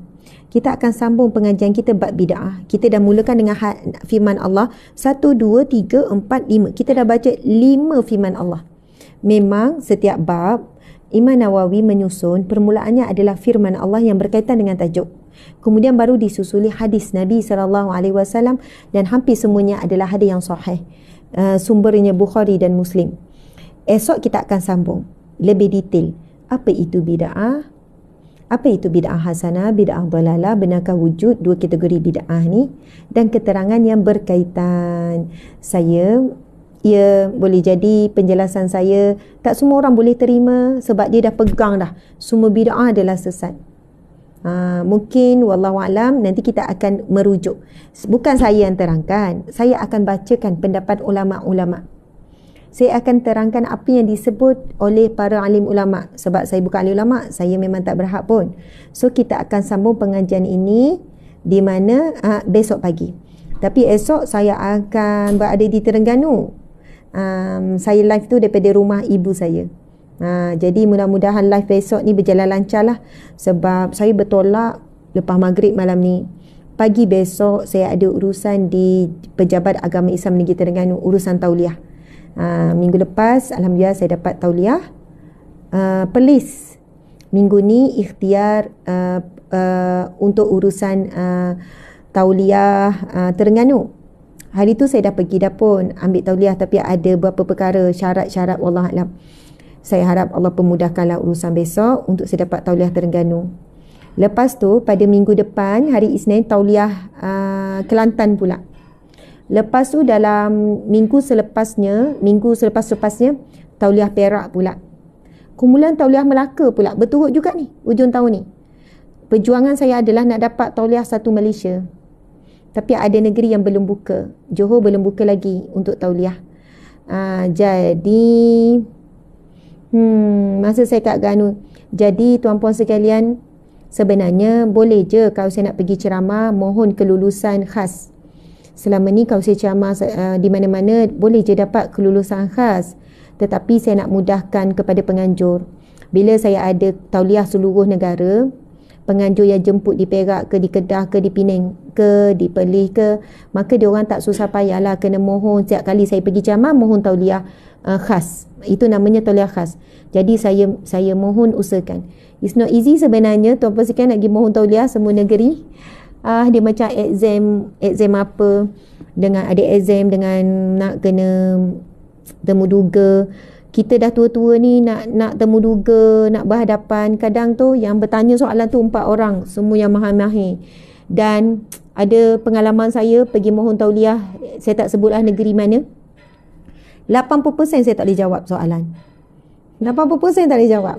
Maaf tak tahu. Maaf saya tak pasti. Tak boleh jawab. Malu tak? Malu. Tapi alhamdulillah dia orang bagi juga saya kelulusan. Sebenarnya dia orang minta syarat dia nak tahu beberapa perkara yang penting je. Tapi soalan tu kan berkaitan dengan bukan dalam bidang saya. Soalan pasal faraid, soalan susah-susah pasal bab akidah, soalan soalan bahasa Arab. So saya Arab, saya dah tinggal lama bahasa Arab. Jadi nak jadi pendakwah, nak jadi penyampai ni tuan-puan sekalian, bukanlah wajib untuk kita mahir semua bidang ilmu. Jadi saya dalam lingkungan ilmu saya yang sangat sikit, sangat terhad sahaja. Sebab itu saya tak adalah kupas semua ilmu, saya bukan mengajar semua ilmu. Jadi macam itulah, tak tahu jawab tak tahu. Tapi malu tak? Oh malunya tebal muka. Ada tu suruh baca surah. Lepas tu sambung ayat. Saya lagilah, saya bukan hafizah, saya bukan al-hafizah. Macam-macam lah. Tapi semua itu pengalaman yang menguatkan saya untuk berada di jalan dakwah ni. Ada negeri yang sangat memudahkan, ada negeri sangat susah. Ada negeri yang ustazah datang mohon dah syukur dah kami. Sebab kami pujuk orang supaya mengajar dengan tauliah bukan senang, dia cakap. Jadi bila datang tu dah syukur, dia pun pemudahkan macam tu. Tapi ada negeri exam macam nak ambil exam akhir tahun semester. Soalan, dahsyat soalan. Haid apa ni soalan. Tapi walaupun tak dapat jawab, rupanya lulus juga. Alhamdulillah. Tapi pengajaran dah bagi saya kena tambah ilmu lah. Baru sedar diri, ilmu tu tak ada pun. Yang selama ni saya ngajar sebab saya baca kitab, ilmu sendiri tak ada. Saya menyampaikan apa yang daripada firman Allah, hadis Nabi dan juga para alim ulama. Masya Allah. Doakan. Dah berapa tahun dah tak pergi Johor? 3 tahun dah kot tak pergi Johor. Johor belum buka lagi. Mudah-mudahan satu hari nanti Johor akan buka. Johor belum buka lagi. Johor tak buka untuk penceramah luar masuk Johor. Saya walaupun dijemput banyak kali di Johor, sebelum ada larangan ni, sekatan ni, Johor antara negeri yang paling kerap turun dulu. Johor pula besar kan. Jadi wallahualam saya akan usahakan lagi permohonan dengan Johor. Mungkin kena pergi menghadap tuanku Johor kot. Kan? Tuanku, kita panggil apa kalau raja-rajanya? Mungkin kena pergi istana kot buat permohonan khas. Wallahualam. Saya akan usahakan. Sebab Johor ni negeri yang dia ada peraturan-peraturan dia. Jadi hanya penceramah tempatan saja dibenarkan menyampaikan ilmu, sebab mungkinlah mereka sangat nak jaga daripada penceramah luar yang mungkin mengajarkan rakyat Johor perkara-perkara yang tidak elok, perkara yang tidak baik, perkara yang tidak benar, tidak tepat. So kita menghormati cara negeri Johor. Lepas tu ada negeri-negeri lain. Kebanyakannya negeri lain boleh masuk, sekatat Sabah boleh masuk, tapi Johor belum lagi. Janganlah marah pada kerajaan negeri Johor, janganlah kata yang tidak baik, sebab bagi saya setiap negeri, setiap kepimpinan, mereka berhak membuat peraturan untuk menjaga kemaslahatan rakyat masing-masing. Masya Allah. Okey, sahabat-sahabat, tuan-puan dimati Allah sekalian, alhamdulillah, masya Allah, alhamdulillah. Esok kita akan sambung, tapi esok saya berada di Terengganu, jadi saya akan bersiar daripada rumah ibu saya. Okey. Oh, okey. Pukul berapa ceramah? Pukul 10.30. Saya kena bersiap lah ni, nak kena bergerak. Pukul 10.30 saya ada ceramah. Biasa sebelum ni kamu ada print juga poster kan. Ada ceramah di lokasi sekejap lagi. Di mana? Ya, masjid. Surau apa? Surau Al-Falah. Mari saya tengok. Sebentar nanti saya ada ceramah di Surau Al-Falah, Jalan Puncak Jalil, Seri Kembangan, Selangor. Orang Selangor, jom kita jumpa. Surau Al-Falah, Jalan Puncak Jalil, Seri Kembangan, Selangor. Pukul 10.30 sampai 11.45, sejam suku. Tajuknya, siapkah saat ajal menjemput kita? Ia berkaitan dengan kematian, persiapan tentang kematian. Akhir-akhir ni pun saya asyik ingat pasal mati. Semalam hujan turun pun duk minta dengan Allah bagi husnul khatimah. Saya ada bermesej dengan Ustazah Muzayyana pun duk ingat pasal mati. Kita memang kena ingat selalu mati.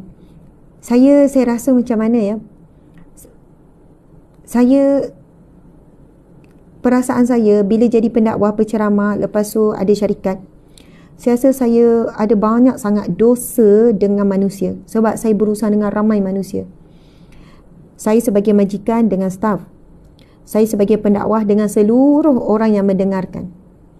Jadi bila ada saya buat salah, saya buat silap, maksudnya saya rasa macam ni. Saya rasa, saya fikir, ya Allah, kasihanilah aku. Bila hujan turun tu, ya Allah, kesianlah, tolonglah kasihani aku. Kurang-kurangnya, ya Allah, bagilah aku kematian yang baik. Sekurang. Bukan maksud rasa memang tak layak nak masuk syurga Allah, lebih layak dicampak dalam neraka. Rasa memang tak layak masuk syurga Allah, tak layak dengan ibadah yang kurang. Rasa macam memang tak layaklah nak masuk syurga Allah. Tapi saya rasa takut dengan kematian. Jadi saya minta, ya Allah, aku memang tak layak untuk syurga-Mu, ya Allah. Tapi aku takut mati, ya Allah. Maksud takut mati su'ul khatimah. Takutnya mati su'ul khatimah. Sebab takutnya berhadapan dengan malaikat Israel. Takut sangat kematian yang menyakitkan. Maksudnya, macam mana saya nak cakap? Saya kata, ya Allah, kasihanilah aku, sekurang-kurangnya berikanlah aku nikmat kematian yang husnul khatimah. Untuk dapat syurga-Mu aku tidak layak, ya Allah. Tapi dapat husnul khatimah pun jadi. Maksud saya lah, bukan nak bagi tahu memandang rendah kematian yang husnul khatimah, soalnya dapat husnul khatimah pun jadilah. Bukan. Maksudnya saya rasa diri sendiri nak dapat husnul khatimah pun tak layak. Faham? Nak dapat kematian yang indah, kematian yang baik, kematian yang Allah ambil nyawa dalam keadaan lembut. Nak dapat kematian dalam keadaan buat ibadah, kematian pada hari yang baik, kematian saat solat ke, baca Quran ke. Kita tak tahu kematian kita macam mana kan. Jadi, ya Allah, kita memang nak syurga Allah, tetapi kita ada perasaan kita tak layak nak dapat syurga Allah. Tapi tetap doa, minta dengan Allah nak syurga. Tapi ada waktu-waktunya kita sedar diri, ya Allah, aku tak layak nak dapat syurga-Mu. Terlalu mencintai dunia-Mu melebihi syurga-Mu. Aku terlalu mencintai dunia daripada-Mu, ya Allah. Hakikatnya kalau kita muhasabah betul-betul, ya Allah, sekian-sekian. Tapi nak syurga, minta. Doa minta syurga. Tapi kematian adalah sesuatu yang paling dekat dengan kita. Kita tidak pernah menjauhi kematian, melainkan kita semakin dekat dengannya. Kita tidak pernah jauh daripada malaikat Israel, melainkan kita semakin mendekati pertemuan dengannya. Semakin lama kita hidup, kita semakin dekat dengan garis penamat. Kita semakin dekat dengan tarikh kematian yang kita tak tahu bila dan di mana. Masya Allah. Jadi, apa yang kita mampu buat? Doa, mohon ampun dengan Allah, kita usaha baiki diri kita, buat yang lebih baik, hubungan kita dengan manusia dan sebagainya. Tuan-puan sekalian, semalam saya WhatsApp dengan Ustazah Muzayanah, kenal kan? Saya tanya, Ustazah pernah tak rasa nak berhenti daripada apa yang kita buat sekarang? Dakwah, ceramah. Ustazah kata, banyak kali Ustazah, banyak kali. Saya kata, kadang-kadang saya rasa perkara yang sama. Sebab apa? Berat ujian bila kita menyampaikan. Apa yang kita sampaikan itu berbalik pada kita semula. Apa yang kita cakap, kita akan diuji dengan apa yang kita cakap. Jadi kadang-kadang letih, kita rasa macam penat. Kita cakap pasal sabar, kita cakap pasal isteri soleha, ibu misali. Kita akhirnya diuji untuk menjadi ibu yang baik, isteri yang baik. Kita cakap bab akhlak, kita cakap bab akhirat, kita cakap bab syurga neraka, tuan-puan sekalian. Sebab itu ada orang tak nak menyampaikan, sebab dia kata bila dia cakap je dia akan diuji. Tetapi sebenarnya kenapa Allah uji dengan apa yang kita cakap? Sebab Allah nak kita kuat, teguh, supaya kita dapat buat apa yang kita cakap. Melalui ujian lah, tuan-puan sekalian. Bila kita cakap ibu yang baik sekian-sekian, Allah datangkan ujian anak kita. Lalu di situlah benar tak kita ibu yang baik? Kita boleh hadapi tak dengan tuntutan, dengan sunnah dan sebagainya? Allahu Akbar, tuan-puan sekalian. Ujian datang dalam pelbagai penjuru. Sebab itu kan tak semua.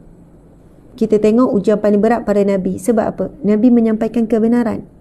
Nabi mencegah kemungkaran. Nabi menyampaikan agama Allah. Sebab itu al-ulama warisatul anbiya, para ulama paling berat ujian. Ujian dengan orang luar, ujian diri sendiri berat. Lepas tu saya bukan alim ulama, saya hanya penyampai saja. Kalau ikutkan ujian saya tak seberat ujian para alim ulama.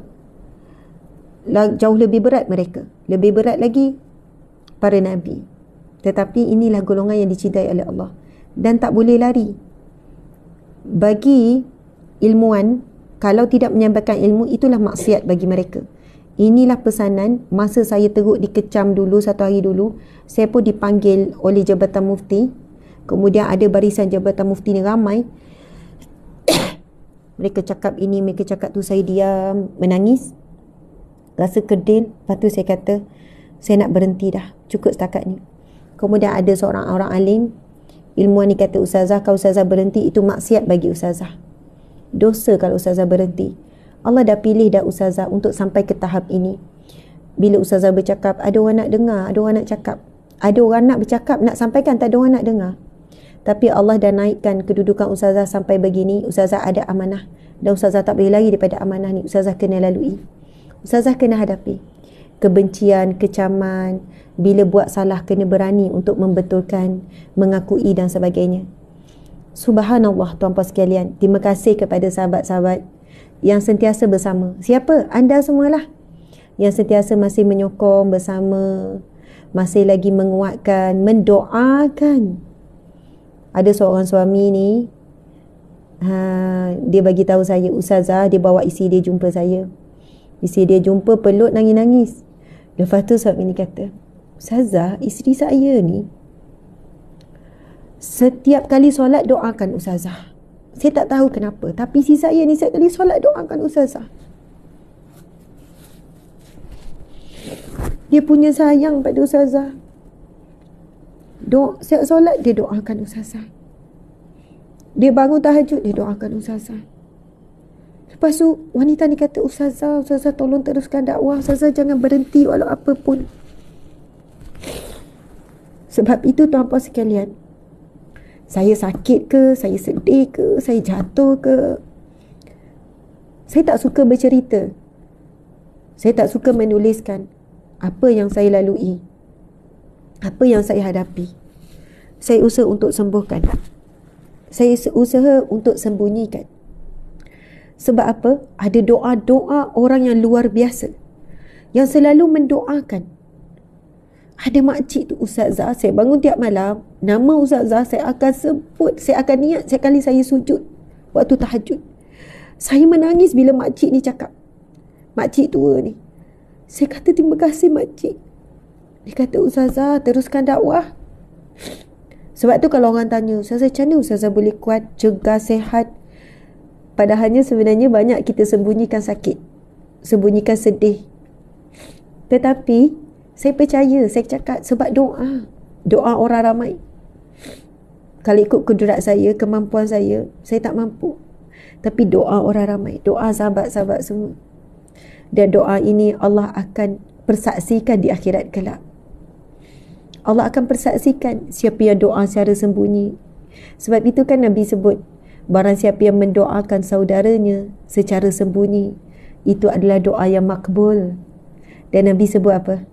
Ini hadiah sahih sahabat-sahabat Nabi. Sahabat-sahabat sekalian. Sahabat-sahabat Nabi. InsyaAllah kita ada sahabat Nabi. Ya, kita sahabat Nabi. Kita saudaranya Nabi Muhammad SAW. Nabi sebut, Nabi bersabda, sesungguhnya barang siapa yang mendoakan saudaranya secara sembunyi, maka itu adalah doa yang dimakbulkan oleh Allah. Dan ada malaikat yang berada di kepalanya. Malaikat dekat dengan dirinya. Malaikat akan berkata, amin. Malaikat akan mengaminkan doa tersebut. Dan malaikat mendoakan apa? Bagi kamu apa yang kamu doakan. Sebab itu, kalau kita doakan untuk orang lain, siapa yang nak doa yang mustajab, doakan untuk orang lain. Malaikat akan aminkan doa kita. Kedua, malaikat akan doa apa? Kamu dapat apa yang kamu doakan. Maksud kita doakan untuk orang lain kan? Tapi doa itu kembali berbalik pada kita juga. Maksudnya doa, janganlah susah hati. Doakan untuk orang lain berjaya, orang lain kaya, orang lain cemerlang, anak sepupu, anak saudara, anak kawan cemerlang. Janganlah risau takut anak kita. Jadi kita ni kadang kedekut nak anak kita je cemerlang. Jadi doa untuk anak kita je. Doalah untuk anak jiran ambil SPM juga. Doalah untuk anak saudara yang ambil SPM juga.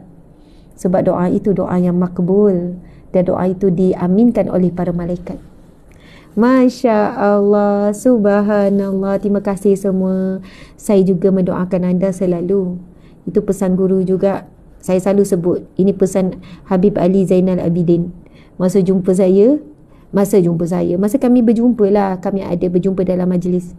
Dia pesan 2 perkara masa tu. Saya minta Habib tolong bagi saya apa-apa pesanan, apa-apa ilmu, apa-apa inilah dia pesan, Ustazah perbanyakkan istighfar. Kita ahli penyampai, kita ada banyak buat salah dengan lidah kita. Jadi lidah kita kena banyak istighfar. Kedua, dia kata banyakkan doa untuk semua follower Ustazah. Saya tak pernah sebut anda follower.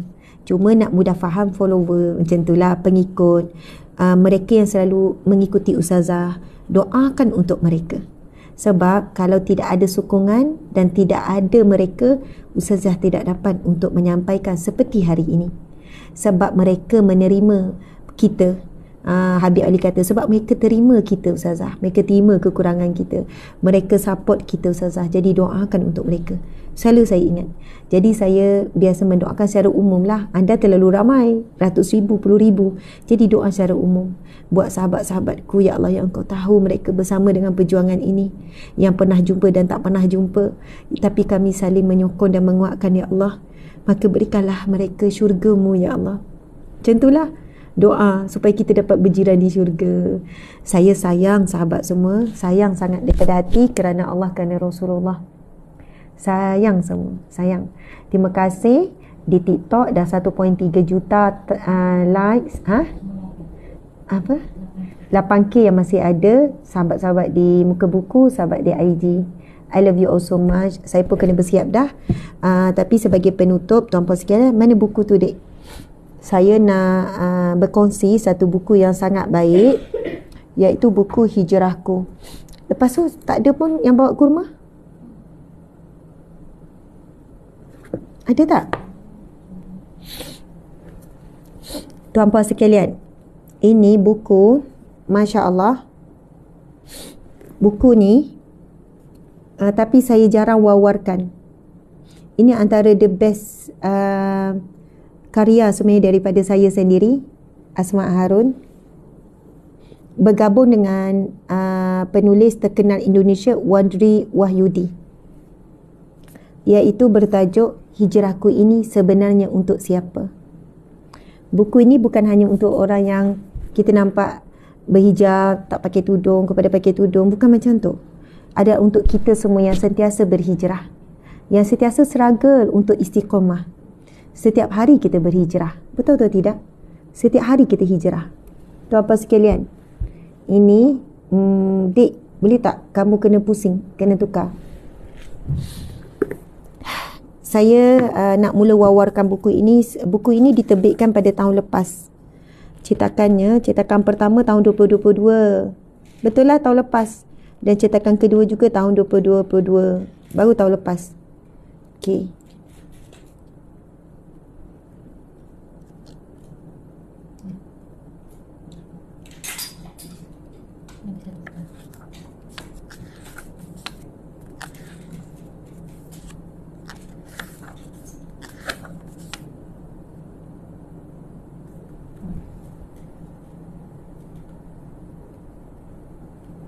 Okey, ini dia bukunya.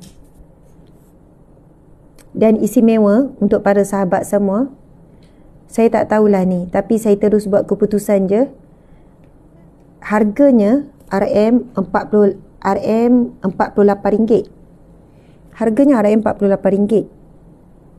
Tetapi kita beri tawaran tarikh akhir tu tak tahu bila, sebab kita tak selama ni kita tak fokus buku ni dan kita tak bagi tawaran buku ni. Subhanallah, saya harap kita masih dapat sikitlah untung. Mungkin RM1, RM2. Tak banyak tapi tetap untung. Saya nak bagi potongan RM10. Harga asal RM48, tetapi potongan untuk sahabat-sahabat semua. Kita buat tempoh hari ni apa bulan? 8 November. Kita bagi tempoh 10 hari lah. Sebab RM10 10 hari. Macam tu lah. Hari ni 8 November sehingga 18 November. Tawaran untuk memiliki buku Hijrahku Ini Sebenarnya Untuk Siapa. Harga asal RM48 jadi RM68 saja. Jadi 38. Harga asal 48 jadi 38 saja. Tuan-puan sekalian akan tahu bila anda buku ni sampai dekat tangan, nilai buku ini. Anda akan tengok kemasan yang sangat cantik, indah. Anda boleh jadikan buku ini sebagai teman perjalanan hidup. Orang kata nak healing-healing, kalau rasa sedih, rasa down, anda terus ambil buku ni dan baca. Sebab apa tuan-puan sekalian, anda boleh tengok di dalam buku ini cara persembahannya. Okey, saya bangun jap. Anda bagi tunduk sikit sebab saya nak tengok. Cuba tengok. Buku ini dengan berwarna-warni, boleh nampak? Lepas tu ada banyak kata-kata mutiara yang indah. Ada banyak mutiara yang indah, yang ringkas, yang pendek, yang mana anda boleh dapat semangat.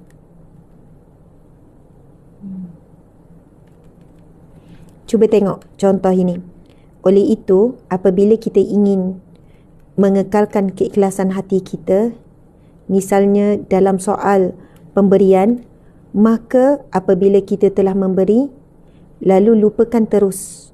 Lebih baik sekiranya kita tidak perlu ingat siapa penerimanya. Kedua, kepada siapa kita sudah bantu. Masya Allah. Contoh, cuba kita tengok. Dalam buku ini berkongsi amalan-amalan Sayyidul Istighfar. Sebab itu ada orang, dia dah beli buku ni, dia kata, Ustazah, saya pergi mana-mana, saya sentiasa bawa buku hijrah Ustazah tu. Sebab dalam tu ada banyak sangat kata-kata mutiara yang menguatkan saya. Dan dia tanda.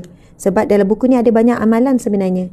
Contoh macam ni anda boleh tanda lafaz Sayyidul Istighfar. Ramai orang nak beramal dengan perlu istighfar, tapi dia tak hafal. So buku ni boleh bawa ke mana-mana. Fadilat orang beramal Sayyidul Istighfar. Contoh, kita mungkin boleh bermanis muka di hadapan orang, walaupun terdapat agenda tersembunyi di dalam hati. Namun Allah tetap Maha mengetahui niat kita yang sebenar, walau sebaik mana pun kita cuba menutupinya. Inilah contoh-contoh ayat yang membawa kita muhasabah. Sebab itu kita perlu ikhlaskan hati, jujur, jangan ada agenda-agenda yang tersembunyi yang tidak baik kepada orang yang kita berurusan. Tengok bahagian 2. Berhijrahlah, berbahagialah, beristiqamahlah. Ini gambar saya dengan satu keluarga, Masya Allah. Kesempatan untuk berubah menjadi lebih baik akan selalu ada. Nampak tak? Kita kan bila baca ni pun kita dah rasa macam kesempatan untuk berubah menjadi lebih baik akan selalu ada. Sahabat, ingatlah bahawa selagi hayat di kandung badan, kita sentiasa ada masa untuk berhijrah. Dalam hati manusia, Allah tanamkan naluri untuk mengembalikan diri kepadanya. Namun orang-orang sombong akan cuba untuk menafikan hakikat ini. Kemudian ada penjelasan. Anda akan rasa, cuba tengok ni, Masya Allah. Subhanallah, tengok. Ini adalah berkaitan dengan amalan. Kalau anda perasan, memang ada selam berapa lama mesti ada amalan. Ini amalan kalimah apa? La ilaha illallah. Tengok. Inilah masanya bagi mereka yang hijrahnya belum tulus dan ikhlas kerana Allah. Hari ini adalah peluang untuk kita memberikan, memperbaikinya. Pujukan-pujukan. Janganlah bertangguh. Memang kita perlukan masa dalam berhijrah. Cuba tengok. Namun jangan pula menundanya terlalu lama. Kita amat bimbang jika hijrah kita itu tergendala akibat selalu bertangguh. Ini kan gambar kubur ni. Jangan bertangguh kerana kematian itu sangat dekat. Kesombongan yang paling besar adalah apabila seseorang itu diberi ilmu, diberi petunjuk, diberi jalan-jalan untuk kembali kepada Allah, tetapi masih menangguhkan proses taubat sehinggalah akhirnya ajal dahulu yang menjemputnya. Jadi tuan-puan sekalian, bayangkan buku ni kenapa harganya agak tinggi, dia agak tebal, tapi saiznya Masya Allah memang selesa dengan tangan. A5 A5. Saiznya selesa dengan tangan, nak pegang, nak letak dalam handbag pun ni cantik sangat dengan perempuan. Lepas tu warna-warni supaya otak kita bila baca tu dia selesa, maksudnya proses tu berkembang lah. Kemudian tuan-puan sekalian, pada buku-buku ni, dalam buku-buku ni Masya Allah terkandung kita blend pelbagai bentuk ilmu. Kalau anda dengan tajuk saja pun anda dah rasa jatuh hati. Saya baca sikit isi kandungan. Di mana silapnya hijrah saya, menjaga hati untuk hijrah yang hakiki. Hijrah bukan sekadar trend, hijrah demi pasangan idaman. Niat menjadi penentu hijrah kita. Hijrah kerana Allah dan Rasulnya. Belajar ikhlas. Istighfar, kita perlu istighfar lagi. Jangan menjadi penipu. Allah Maha mengetahui apa yang kita sembunyikan. Kesempatan untuk berubah menjadi lebih baik akan selalu ada. Hilangkan segala keraguan dalam hati. Adakah dengan berhijrah ujian hidup akan terhenti? Berhijrahlah demi kemuliaan di sisi Allah. Allah mengajak kita kepada kebahagiaan.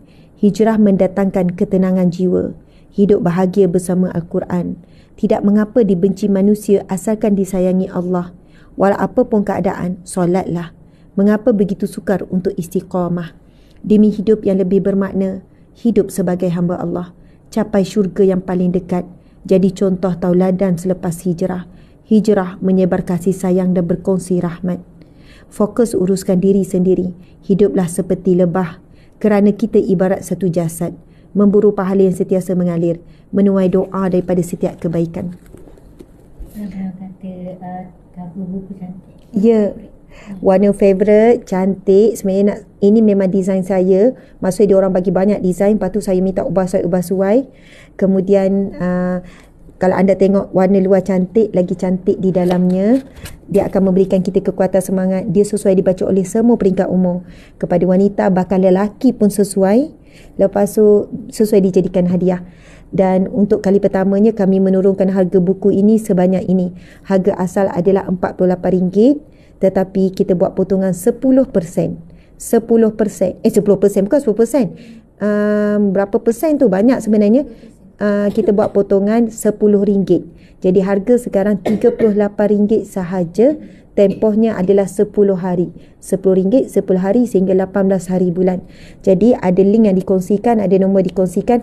Anda boleh terus tekan link tu dan anda terus boleh membelinya dan menikmati keindahan baik-baik ilmu yang terkandung dalam buku ini. Ini buku healing lah ni, buku healing. Kan orang suka tema healing, saya akan angkat balik buku ni di pasaran.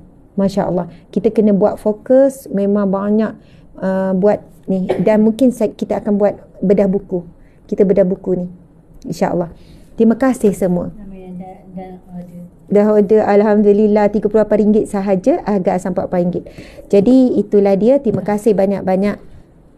Jumpa lagi pada besok pagi. Assalamualaikum warahmatullahi wabarakatuh.